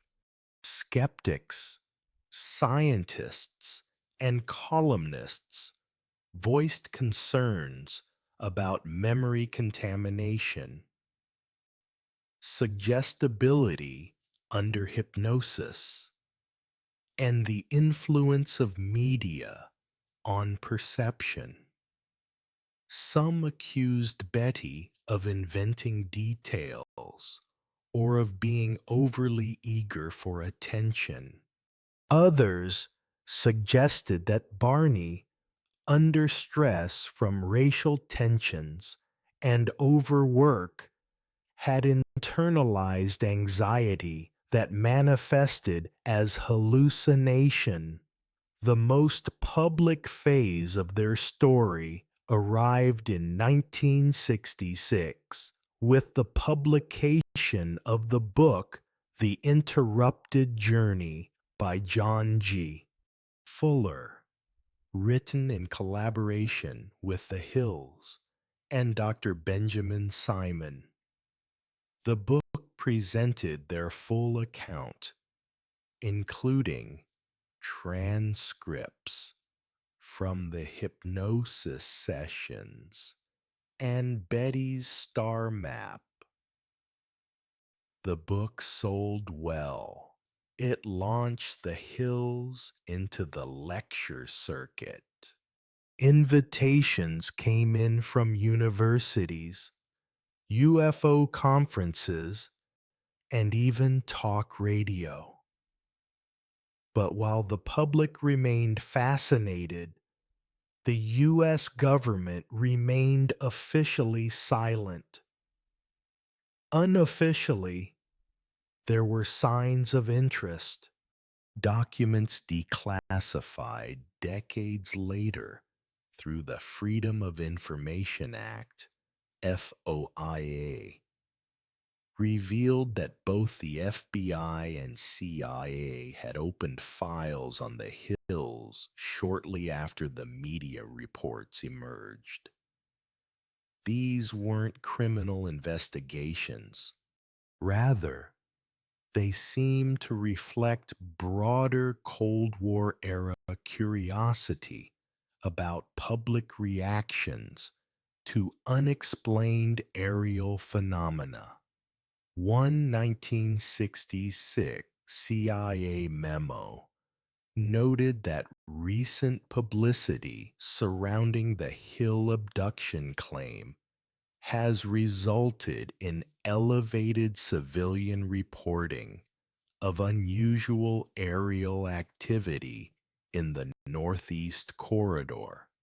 Another FBI field office memo acknowledged the possibility of psychological manipulation being introduced via mass media and suggested monitoring public reactions. Project Blue Book, the Air Force's official UFO investigation program, did include an entry related to the Hills. However, it was brief and inconclusive. The file summarized the timeline of their reported experience, cited the hypnosis sessions, and concluded that no physical evidence supports extraterrestrial involvement.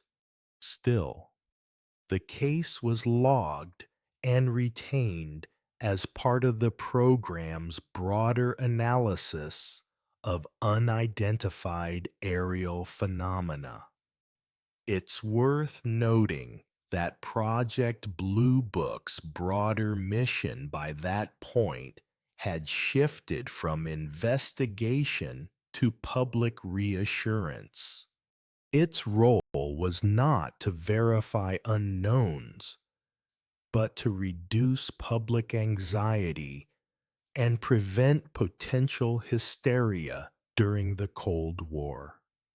In that light, the decision not to follow up on the Hills case may have been less about lack of interest and more about maintaining narrative control. For Betty and Barney, the government's silence was frustrating but unsurprising. Betty believed officials knew far more than they admitted. She often speculated that Air Force radar logs or satellite surveillance might have confirmed what they saw.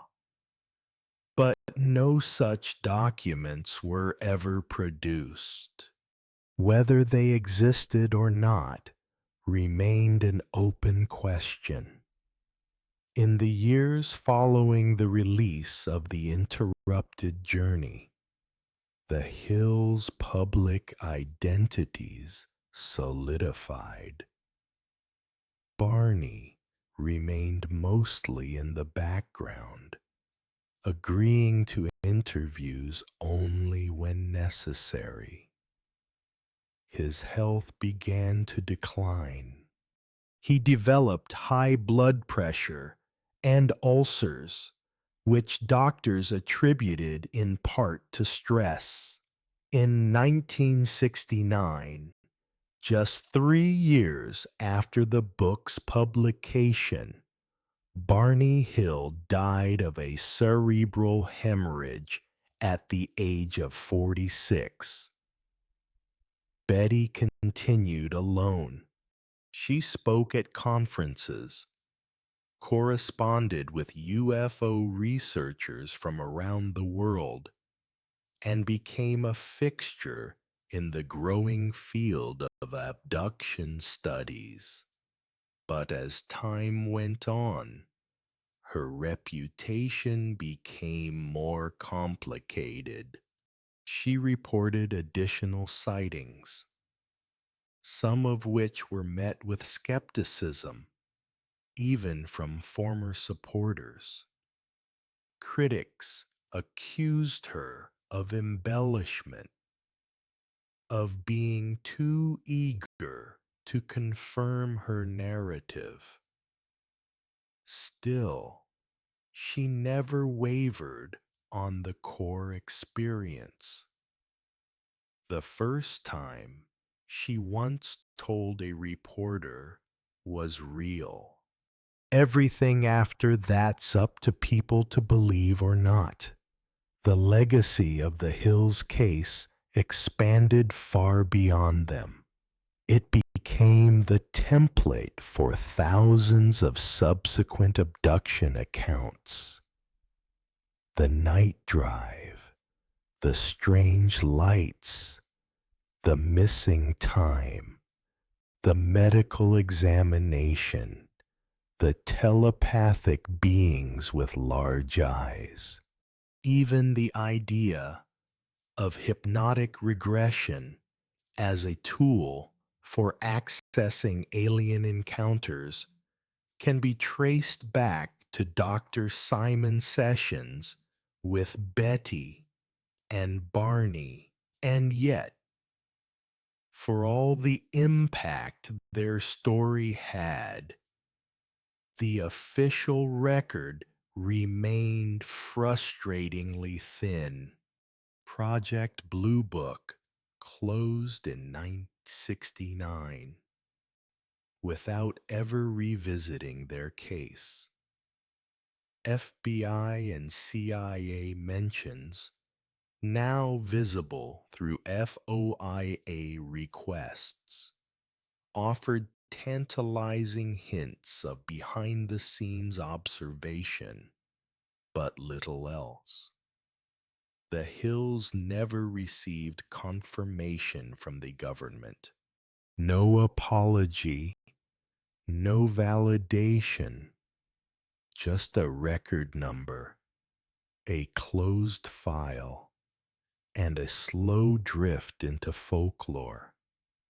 But they were the first to bring the word abduction into the mainstream. The first to make people wonder if what they saw in the night sky might look back. Chapter 10. Fallout. Barney Hill never wanted to become a symbol. After the publication of The Interrupted Journey and the growing media fascination with their experience, he retreated from the spotlight as much as he could. He still worked at the post office, still kept his routines, but the stress, both public and private, began to accumulate in ways that even he couldn't ignore. In the years following their public emergence, Barney's health deteriorated. his blood pressure surged. He developed severe ulcers and persistent headaches. Physicians described his condition as stress-related, a body responding to internal strain it could not fully express. He began missing work. He slept poorly. At times, he grew irritable and withdrawn, snapping at reporters who called uninvited or becoming visibly tense during public appearances. Privately, those closest to him said he seemed haunted not just by what he remembered under hypnosis, but by the attention that followed. The regression sessions may have unlocked a terrifying clarity, but they had not brought peace. Instead, they left him more exposed. What had once been a deeply personal trauma had become public property, dissected in newspapers, examined on television, debated by strangers. In early 1969, Barney was hospitalized after collapsing at home. The official diagnosis was a cerebral hemorrhage, a ruptured blood vessel in the brain. On February 25th, 1969, he died quietly in a Boston hospital. He was 46 years old. The UFO community mourned him. For many, Barney Hill was more than a witness. He was a reluctant pioneer, someone who had endured not only a traumatic encounter, but the burden of retelling it. His voice, often hesitant and measured, lent the story its human core. He never sought fame, and that sincerity remained intact until the end.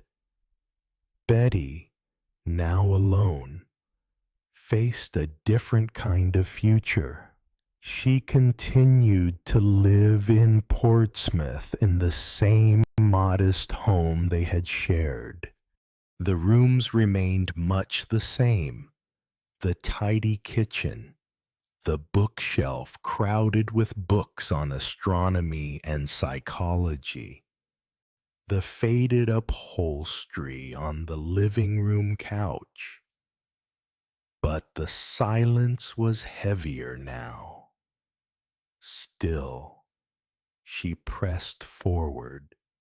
In the years following Barney's death, Betty Hill became a public figure in the UFO community, speaking at conferences, giving interviews, and corresponding with researchers from across the country.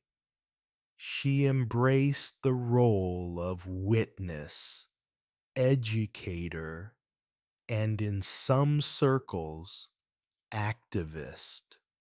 To her, the story had never been about convincing skeptics.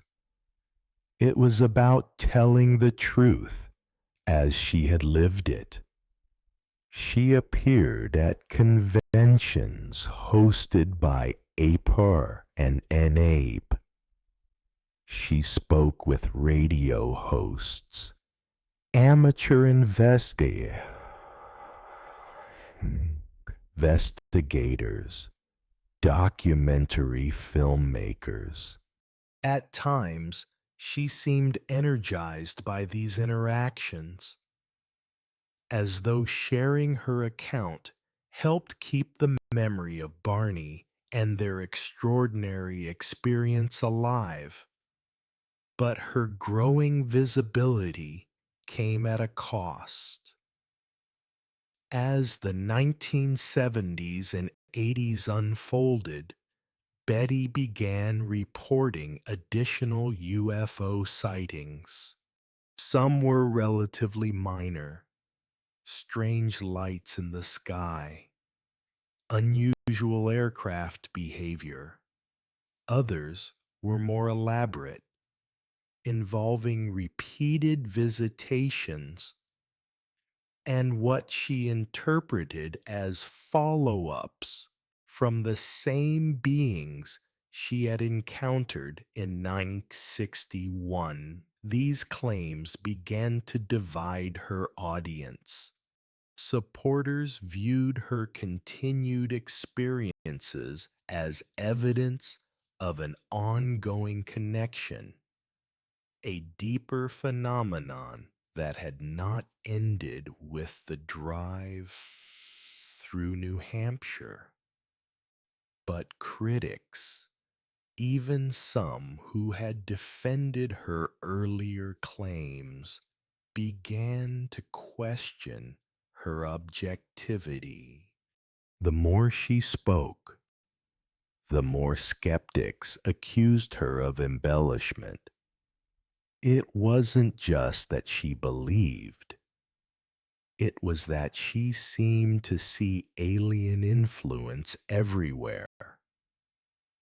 Some in the UFO research community grew uneasy.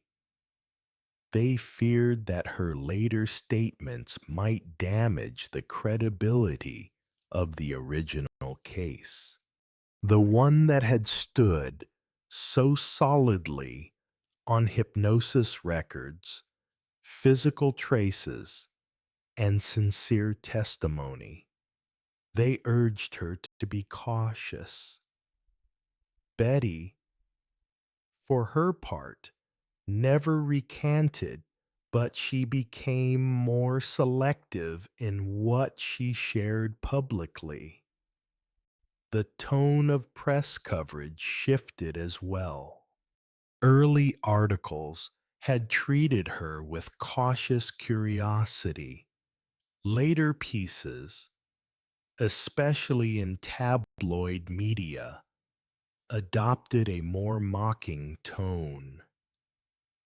Betty, once regarded as a serious witness, became fodder for satire and late-night ridicule. She felt the sting of that change. But through it all, Betty never wavered in her core conviction that what she and Barney had experienced on that September night in 1961 was real, not imagined, not dreamed, real. She kept copies of her hypnosis transcripts. She reread the interrupted journey often. She kept in touch with Dr. Benjamin Simon until his passing. When asked whether she had ever doubted herself, her answer was simple. No, she would say, I lived it. I don't need anyone to believe it to make it true. In the final decades of her life, Betty remained active in the UFO community, though she stepped back from public events in the early 2000s. Her health declined gradually. She was diagnosed with cancer in her early 80s and passed away on October 17th, 2004, at the age of 85. She outlived Barney by 35 years. In that time, the world changed.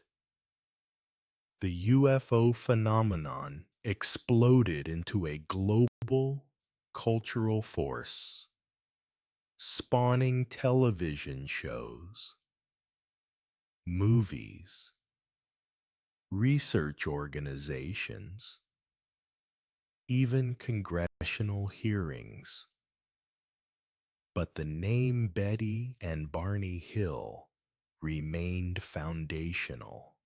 Long before Roswell had become a household word, before abduction had entered the mainstream lexicon, there were the Hills, two ordinary people who claimed something extraordinary had happened to them and never backed down. Their legacy lives not just in books or documentaries, but in the very language of alien encounters. When modern experiencers describe missing time, beings with large eyes, star maps, or telepathic communication, they often do so without realizing that those concepts all trace back to Betty and Barney Hill. Some have called them deluded, others see them as pioneers. What's certain is this: they never sought the spotlight.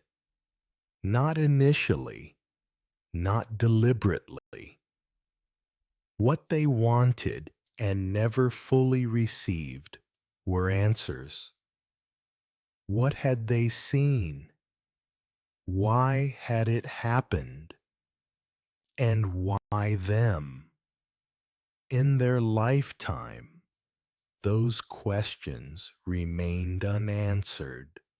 But their story, recorded in hypnosis tapes, filed in government archives, and preserved in cultural memory, ensured that the questions themselves would never be forgotten.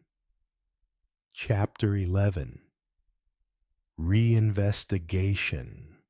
Long after Betty and Barney Hill had passed, their story continued to echo, not just in UFO circles, but in scientific discussions, academic papers, and newly declassified government materials. It had become more than an event. It was now a case study, foundational to the phenomenon of alien abduction reports. And with the rise of new investigative tools, fresh public interest, and modern understandings of psychology, the Hill encounter found itself back under the microscope. In many ways, the Hill case had aged unusually well. Unlike most early UFO reports, it had layers: first-hand testimony, recorded hypnosis sessions, physical evidence, and documentation by both civilian and official sources.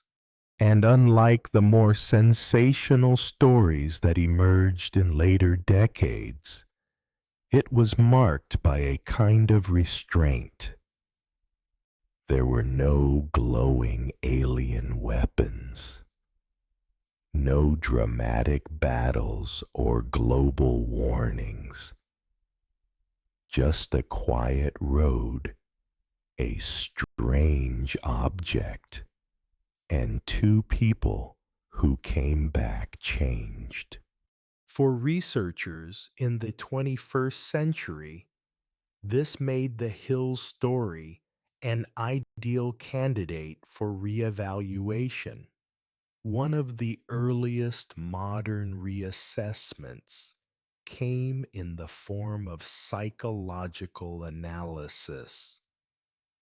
Several papers published in the 2000s focused on the role of hypnosis in memory formation.